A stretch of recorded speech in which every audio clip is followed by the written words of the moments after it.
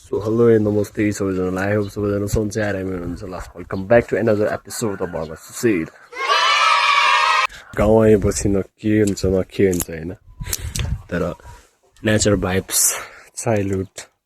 मेमोरिजहरु चाहिँ आफुलाई याद आउँछ अनि यहाँ आएपछि चाहिँ पोखरा भन्दा चाहिँ खासै के हुँदैन हैन तर जब गाउँमा छिरिन्छ आमा बाबाको दुःख देखेर चाहिँ साह्रै गाह्रो हुँदो रहेछ किन नगरेको होइन गर्न त ट्राई गरिरहेको छु तर पनि मन भनेको आँटिँदो रहेछ कि सो यस्तो कुराहरू सोध्दै तर दामी देखिन्छ त्यो हिमालय पछाडिको बबाल अब चाहिँ बाबा कता जानुभयो मम्मी घर हिँड्नुहुन्छ होला अहिले चाहिँ गाउँमा खासै काम छैन तर आमा यहाँको गाउँको पानी छोयो भने केटा टर्सिन्छ केटा बजारमा बस्ने है फेरि गाउँमा बस्ने भने होइन फेरि भेपो भन्ला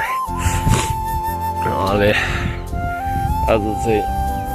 खाइयो बस्यो होइन काम नै छैन त्यस्तो अन्त काम भयो नि गरिने थिएन होला होइन बच्चैदेखि त्यस्तै पढाइ भन्नु लाग्यो